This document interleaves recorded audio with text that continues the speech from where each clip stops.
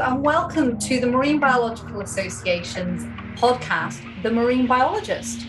This podcast is the accompaniment to our magazine, also called The Marine Biologist, and it explores the current issues that face our ocean.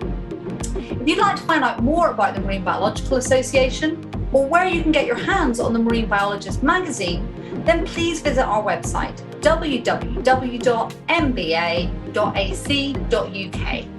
Enjoy the episode. Okay, hello and welcome to this episode of the Marine Biologist podcast.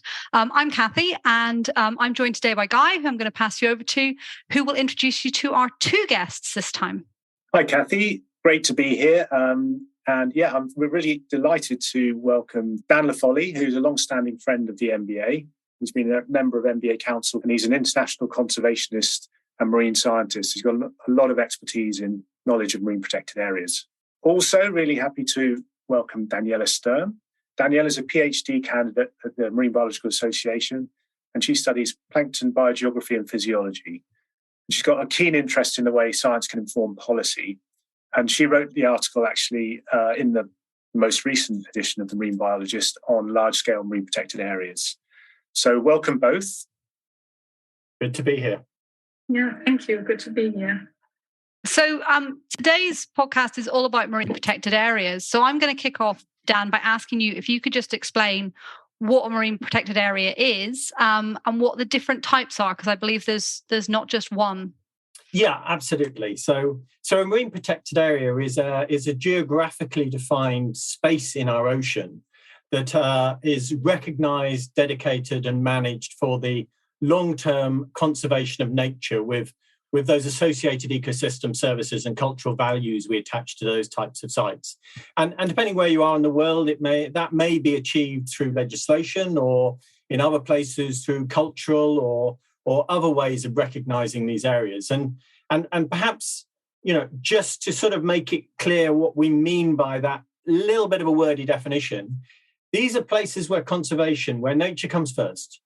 So if you have a marine protected area, globally, it is established through standards and definitions like the one I've just told you about, that these are places where nature comes first. If there's a conflict between nature and another use, it's nature that should preside, so that we have places for nature in the ocean where nature can recover.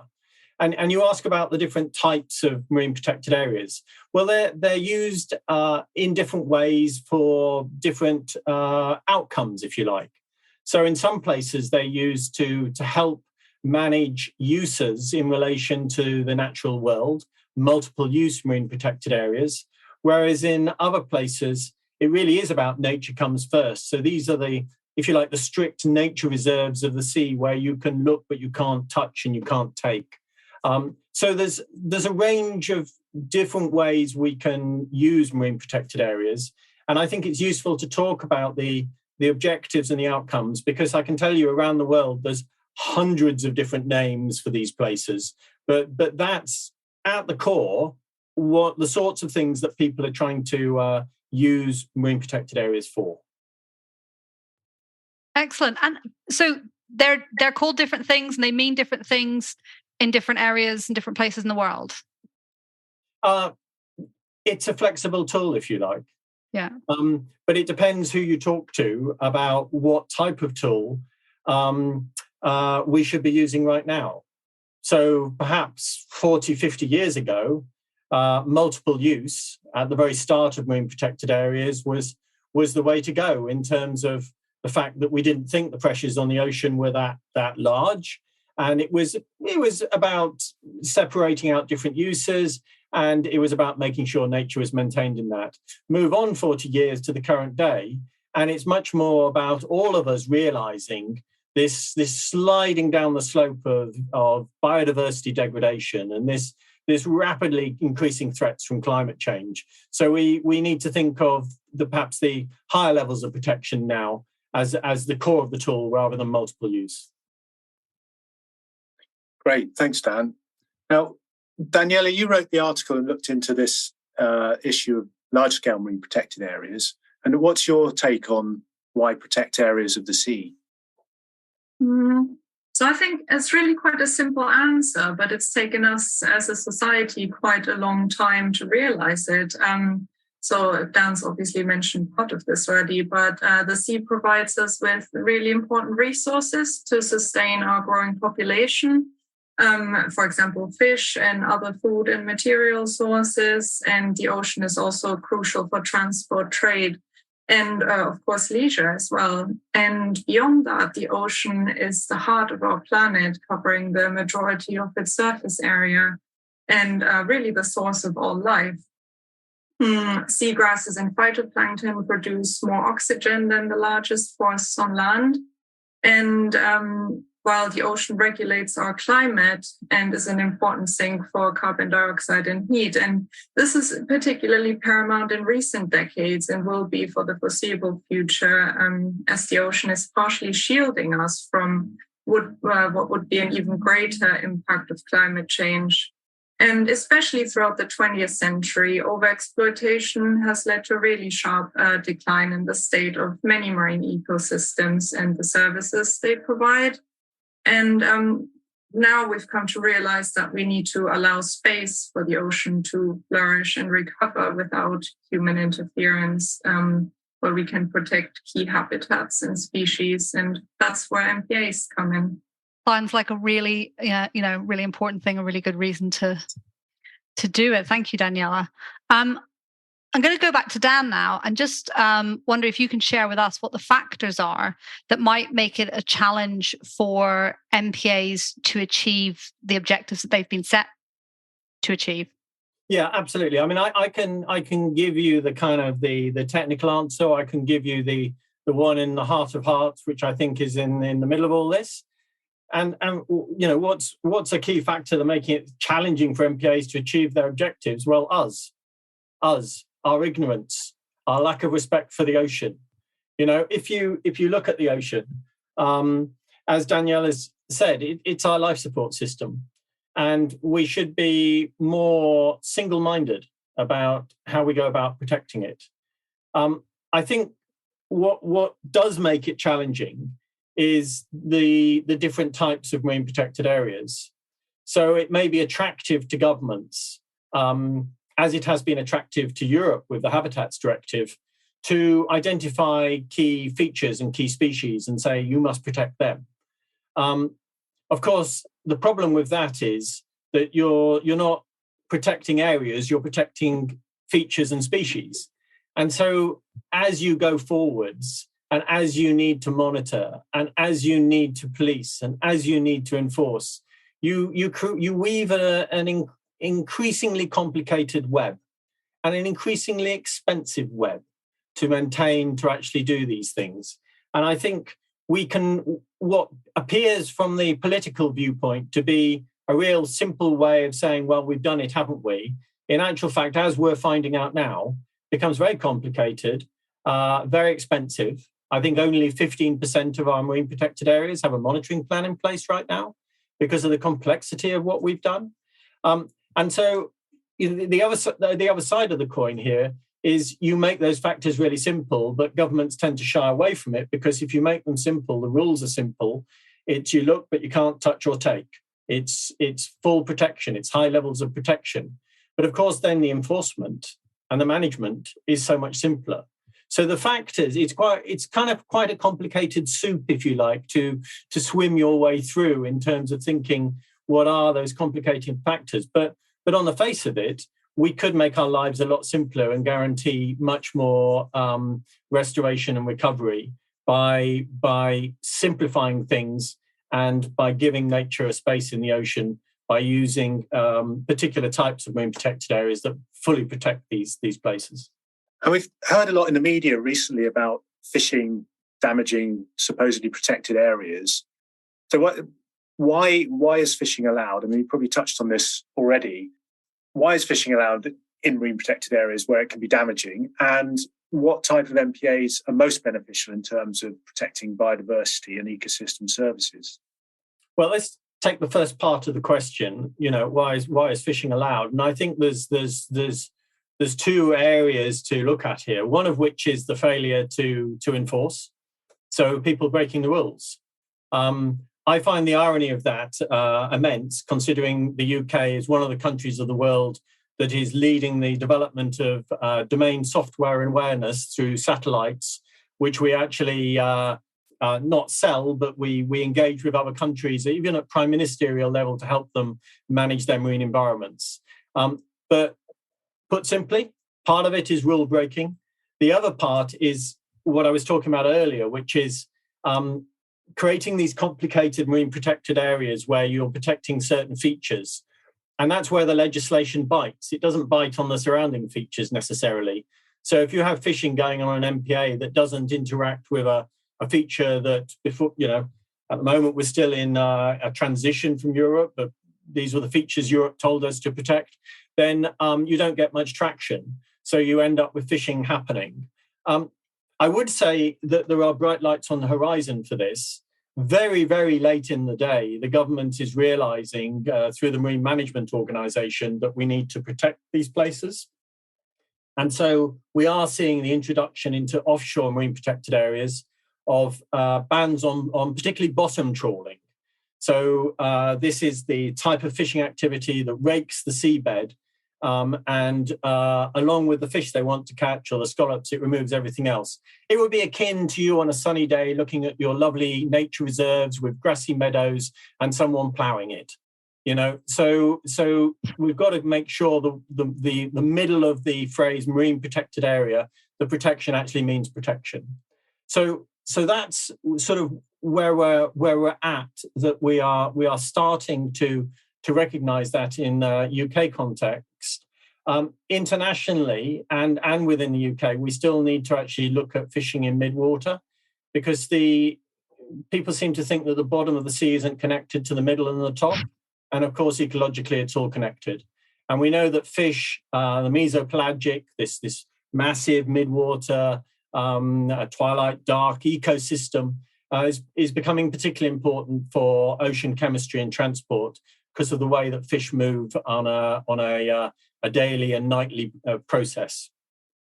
So that's that particular angle. And then you also ask about what types of marine protected areas would be particularly beneficial. Well, I think it's really actually quite amazing how resilient nature is. So in 2022, we know that if we set areas aside where you look but you can't touch or take, so these highly protected areas, these marine reserves, whatever name you want to apply to it, nature bounces back. And we've seen this time and time again in hundreds and hundreds, if not thousands of peer-reviewed studies around the world, that the age class of fish increases. You get bigger fish, you get more diversity. The biodiversity within the area recovers 400, 800 times the biomass in these areas compared to elsewhere.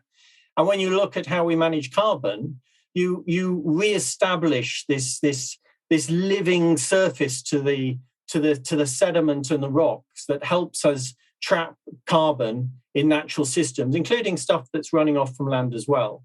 So we know very clearly what we need to do. The question really politically is, with all the wise words about restoration and recovery in the 25-year environment plan, when are we going to do this at scale? Very good question. We'll maybe come back to that in a little bit. Before we do, Daniela,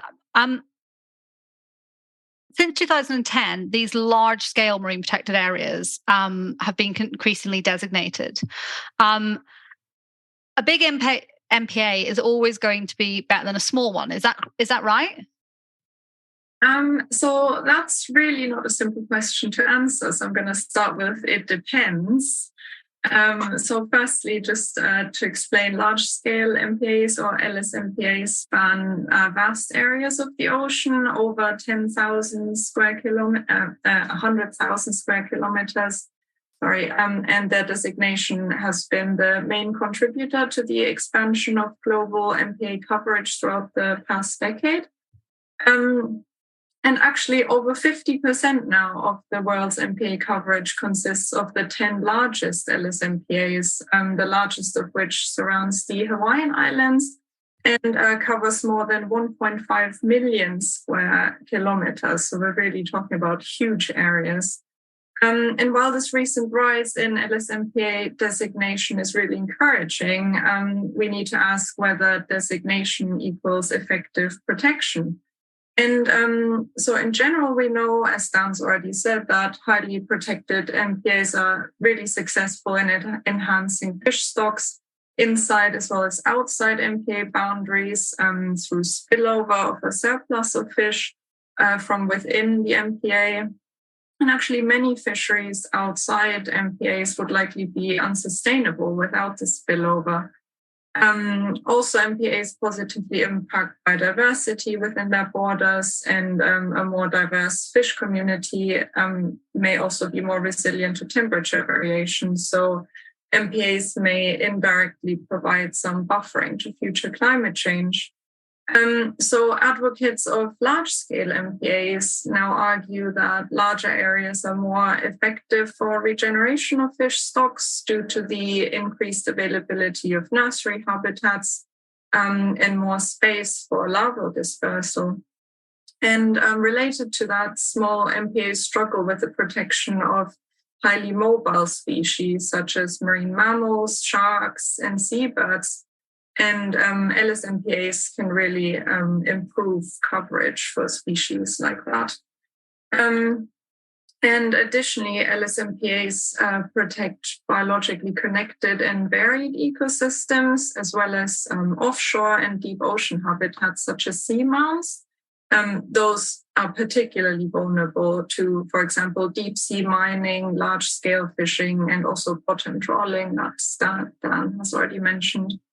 And also what's really important is that LSMPAs enable scientists and policymakers to differentiate between global stressors, such as climate change or ocean acidification, and local stressors, such as resource extraction and lowered water quality, which are often absent in really remote, large LSMPAs. However, now on the other side of the coin, LSMPA designation, unfortunately, is often motivated by geopolitical expedience and can be used as a shortcut to achieve international conservation goals with minimal cost and political risk. And this is especially true for countries with remote waters, where conservation targets can be met through designating LSMPAs while neglecting domestic conservation. And a good example of that is actually the UK, which, as of just a few years ago, protects around 1.5 million square kilometers in overseas territories at very high protection levels, but only 7.5 square kilometers within the national waters of the British Isles. So really only a tiny fraction of that. Only 7.5? Yeah. Absolutely. Wow. And so another drawback of LSMPAs is that despite the lower protection costs per unit area compared to smaller MPAs, monitoring and enforcement of such vast open ocean areas involves really costly investments, and obtaining sustainable funding remains one of the key challenges that face large-scale MPAs. Yeah, I could just sort of add to that as well. I know you, Kathy, you just sort of reacted like, wow, that little is protected. I think you've always got to look behind the figures. So the very clever trick that is done is to give a percent beside the word marine protected areas, which people immediately think implies that they're protected. You know, the UK is claiming 38%. When you look at how much is protected of the UK waters from bottom trawling, it's about 5%. Then you look how much is actually, as Danielle has said, actually properly protected. It's 0.01%. You know, these are the places that are going to drive the claimed halting in decline and reverse that trend and produce restoration and recovery. Flamborough Head is one of them, 1 square kilometre. Lundy Marine Reserve, 3.3 square kilometres. Now, only 1 or 2 more places, as Danielle has said, to get to that figure she quoted. And that's what apparently magically is going to happen, that we're going to recover the oceans by doing this multiple use feature-led approach, when we actually know what we need to do in terms of how we need to promote recovery. And you can see from both of us the yawning chasm between the words of we're going to restore and recover compared to where we're actually now. And we know from the climate change clock and things like that associated with the recent UN meeting, you've probably got about 6 years or so before we breach 1.5 degrees. Some people think we may be getting close to that already now. So we really got to get our speed on here. So I'm just wondering if I can dig into that a little bit more. You've talked about this 7.5 kilometers squared, and you've talked about this being highly protected, Dan. When you say highly protected, is this the no touch, no take zones that you're talking about? Is that what high protection is? Yeah, it is. So you look at Lundy, it's 3.3 square kilometers. It was set up many decades ago. You can go in there, you can look at stuff, but you can't take anything. It's all protected. It's seen one of the greatest increases in lobster density anywhere that I know of. Species recover. But I think what we've also got to bear in mind that, after hundreds of years of degradation of our marine environment, it may be decades before we see some of the longer term recovery trends as well. So you can't judge it all on today. And I think, as Daniela said, you need scale. I think it's very very ironic in the latest consultation from DEFRA on highly protected, marine protected areas that they seem to be skipping the adequacy and the representation criteria in thinking where they may trial these areas. And by the way, they're trialing something that I actually trialed 19 years ago as head of marine conservation in Natural England, where we now know the results. So why we're trialing it again is a question. So it is about scale. It's about getting on with it. So it sounds like we've got this thing that works. We know that we need to just do scale. What's getting in the way? Politics. I mean, the words are even there in the 25-year environment plan about we aim within a generation to leave the environment in a better condition. We're going to be the generation that does that. We're going to halt decline. We're going to achieve restoration and recovery. The government's now been set on a train through the Environment Act to have legally binding targets, even though it's very late in setting them. It's breaking its own rules at the moment. But all the elements are there. But at the end of the day, as Danielle has said, with examples from around the world, you actually have to do it. Daniela, I've heard the term paper parks used to describe some marine protected areas. What does that mean? Yeah, so for many MPAs, they're actually established with good intentions, but lack management. And for many countries, establishing a new MPA may appear to be an exciting achievement for conservation. But the battle to implement a new and successful MPA, it doesn't end there, basically. So the establishment of an MPA is just the first step, followed by the creation of a management plan, the allocation of funds to enforce the MPA rules, the development of long-term plans to continue successful management. And if an MPA is established without these plans, we can end up with what's called a paper park, and it's basically just the illusion of marine conservation. And paper parks occur when there's pressure to create an MPA, but the resources allocated to that project don't consider the continued protections needed. And especially in the past few years, the international community has set ambitious conservation goals. And these goals are increasing the pressure for tangible change. And as countries allocate more space for MPAs in an attempt to reach their conservation commitments, this can really create an environment ripe for paper parks. And currently we have over 14,000 established MPAs, but as Dan's already mentioned, only a small fraction are highly protected and well managed, while the remainders lack appropriate management levels. And new MPA designation will allow countries to just check off a box, really, but don't guarantee basic protection for the designated MPAs.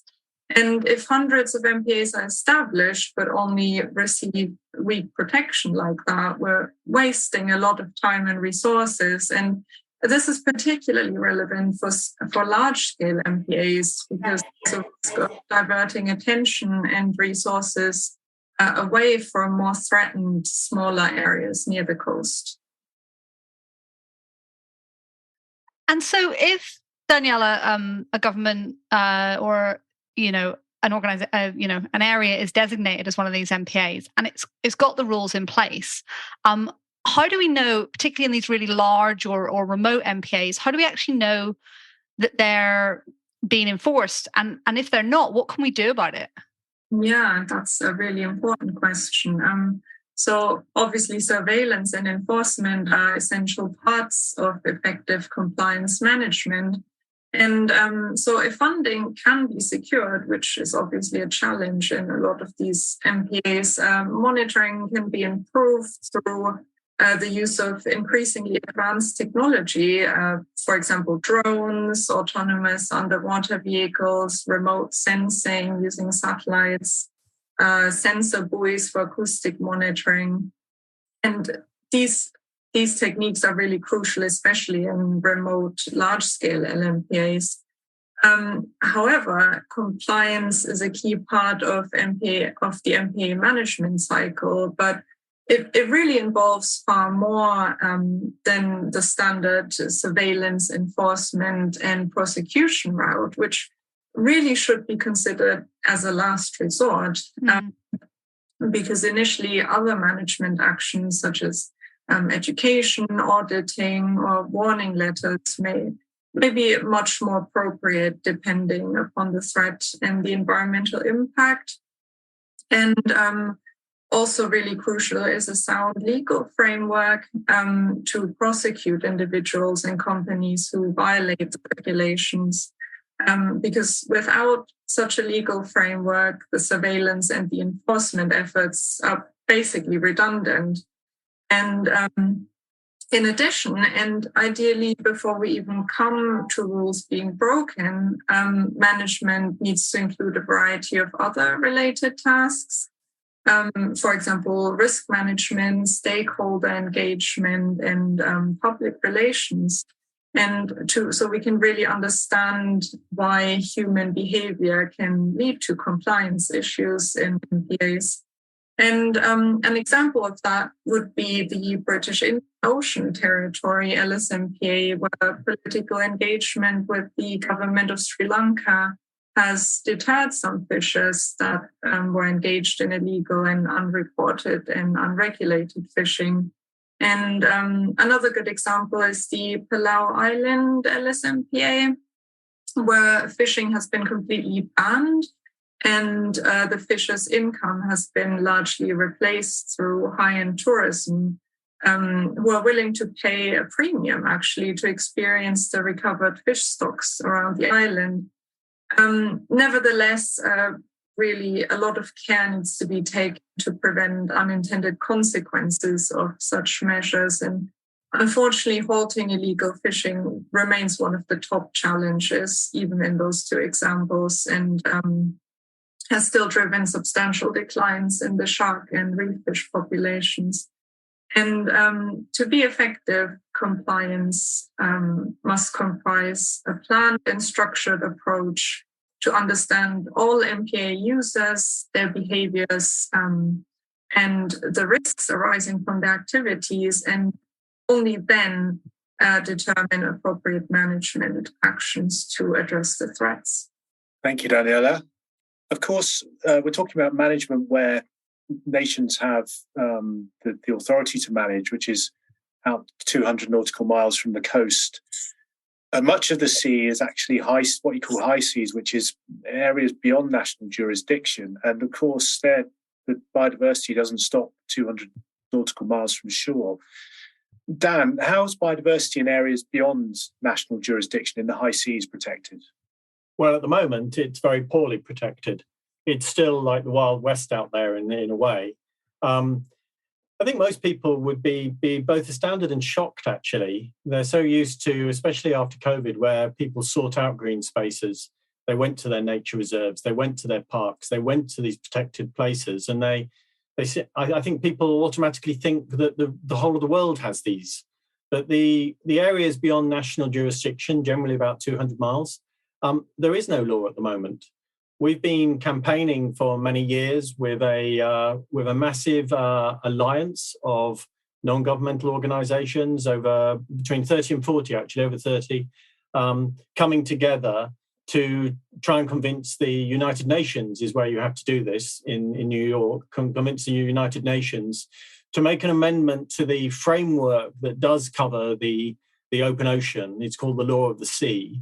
And what you would need is an implementing agreement where all the countries agree to do an additional thing on the back of those basic rules. And we're looking for an implementing agreement to protect high seas marine biodiversity. The sad thing is that perhaps they're not as enthusiastic as the public might want them to be to do this. So they've now had their intersessional meetings, and they're in extra time, is perhaps the way to describe it. And they've come a lot closer recently, which is very welcome, but they're still not there. So at the moment, you can't, with the agreement of all the countries, protect areas like we might protect Lundy, or we might protect places in the Isles of Scilly, for example.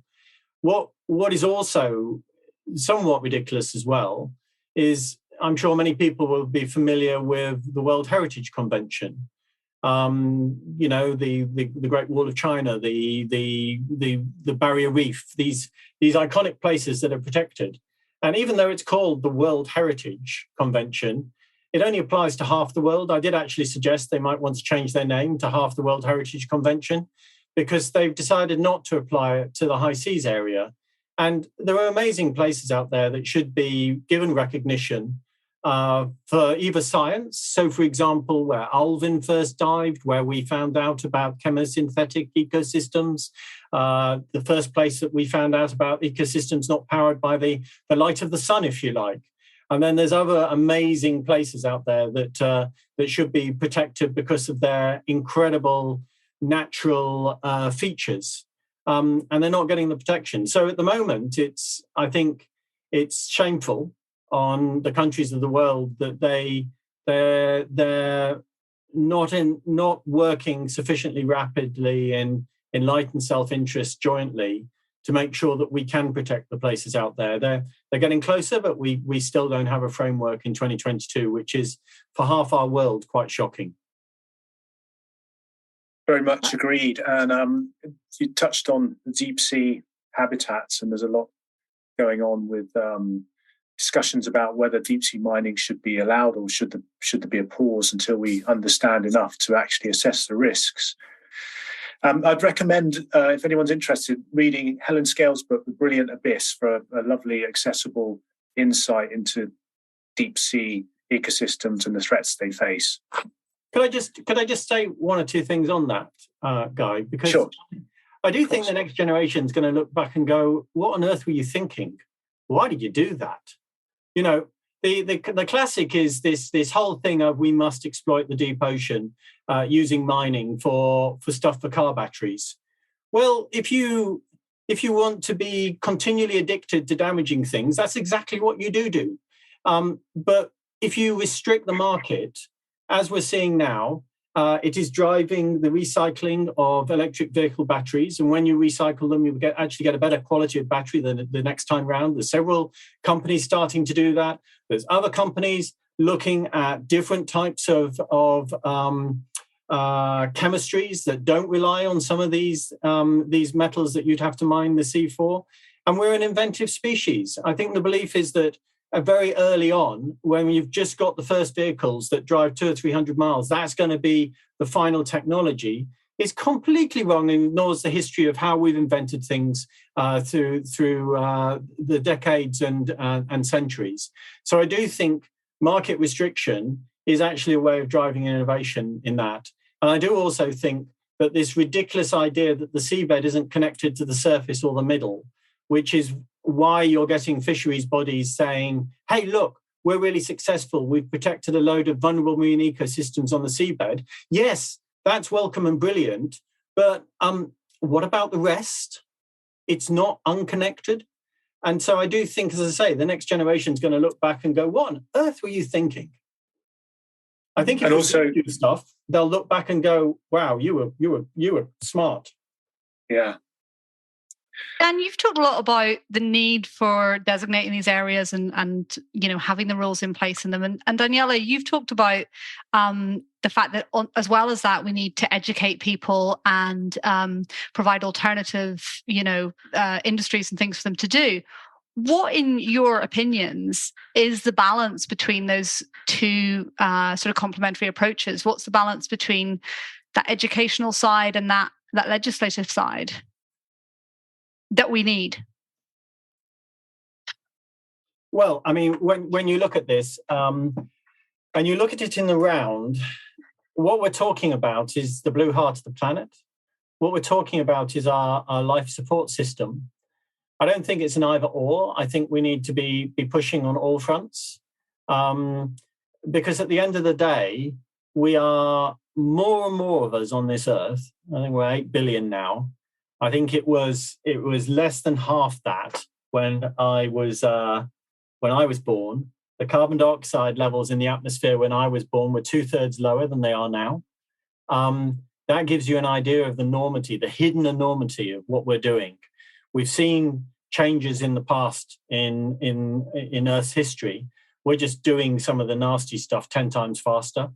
And so is it a question of education? Is it a question of legislation? No, it's a question of redoubling our efforts. And it's a question of realizing that even now, if we did marine protected areas and high levels of protection, the at least 30%, which everyone is discussing now, was something that was created through a process I chaired at the World Parks Congress in Sydney in 2014. And based on the analysis back then, we now know that we need half Earth or more. And so the issue is, it's not just about marine protected areas, it's about whole ocean approaches. It's about people understanding that it's in their own interest, if they want to keep doing things and keep having benefits, that we should increasingly spend more proportion of GDP from countries on actually protecting the natural systems that keep us alive. It's rather like the report to the Treasury, Professor Dasgupta's report, where, one of his main findings was that, people are ignoring the fact that all the finance systems of the world are actually embedded in nature. You talked earlier, Dan, about one of the biggest challenges in all of this being humans. And we've talked a lot about governments and politicians and politics. But is there anything that the average person that might be listening to this and goes, yeah, I get it, this is really important. What can they do to make a difference? What can they do to help drive this forward? I think one of the there's some terrible downsides, I think, for kind of the social media world we've created. It disconnects you from stuff, from nature. But one of the upsides of it is it demonstrates just how powerful the individual still is. Think of the school strikes. Think of the impacts that has had on how we think about climate change. Think about how we've seen people take to the streets over particular issues in particular countries around the world. Individuals are part of the wheel of change. Yes, there's the political grinding, slow evolution, but in the middle of this, there are stepwise changes, and it's usually people, it's usually individuals that have made those changes. The things that influence you in day-to-day life, it comes down to individuals. The whole angle to this is the fact that if you want to change things, there are things you can do right now. So, for example, if you want to help the ocean right now, what could you do? Well, you could start making more sustainable choices on the things that you eat, both not just in the sea, but on the land. You could start to think about how you recycle everything that you use, and you stop throwing stuff away and take the foot off the accelerator of the decline in extraction. You can think of your purchase power and not buying single-use plastics all the time and only buying vegetables when they're not wrapped in that terrible cling film, which we actually think now, increases the waste, So the individual can actually do a tremendous amount. And in the way, the power is in the individual's hands, because at the end of the day, are you really going to get loads of politicians around the world on their own to go, do you know what, we need to stop this, we need to do that? No, politicians join processions, and processions are made of people, and it's the people that count at the end to drive change. We are very powerful as a group because we are actually the purchase power, for example, in the UK. Absolutely. What a great message it is. It is all in our hands, isn't it? Thanks, Dan. Great. I wanted to just add something. In the run-up to COP15, which is the negotiations on the Treaty of Global Biodiversity, I read that Sandra Diaz, who's a member of Argentina's National Scientific and Technical Research Council, is one of the people who's been drafting the backing papers for that. And she said that formally protecting a proportion of the planet's most pristine ecosystems will by itself fall far short. Nature must be mainstreamed, incorporated in decisions made for the landscapes and seascapes in which we live and work every day, well beyond protected areas. And I just think it's that sort of, it's probably worth stepping back and thinking outside of protected areas. We need to protect the whole of nature, not just what we consider the most pristine parts. And I think also we need to change the politics around this. DEFRA is a relatively junior department with the responsibility for the environment and for farming and other aspects of our natural world. We need a DEFRA for the whole of government, not a DEFRA for a department.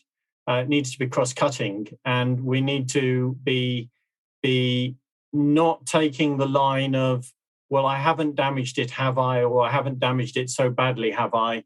And replacing that with, what am I going to add? What am I going to do? We need to protect the last pieces we have, and we need to restore what we have, what we don't have.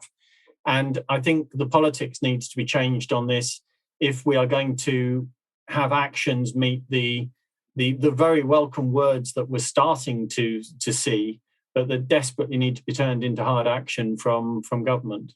Indeed. This discussion actually was triggered and based on an article that appeared in the October edition of the Marine Biologist.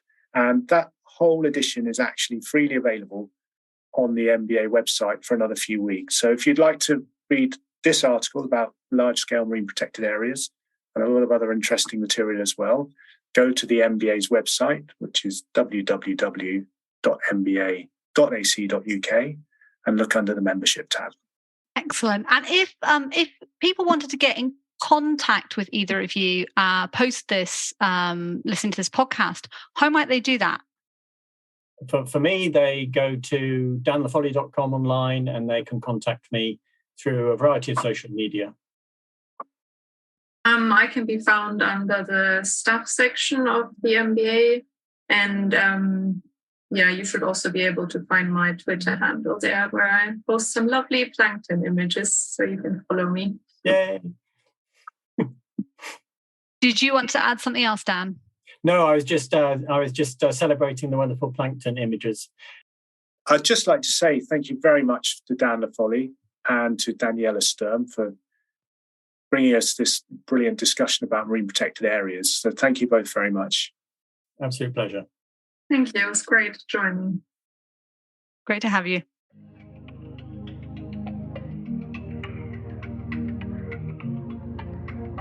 Thank you very much for listening. This has been the Marine Biologist podcast. If you've enjoyed this episode, then please check out our other episodes. Please subscribe to our podcast. Please rate it, share it with your friends and family, and let us know what you think. And we will look forward to welcoming you to the next episode soon. Take care.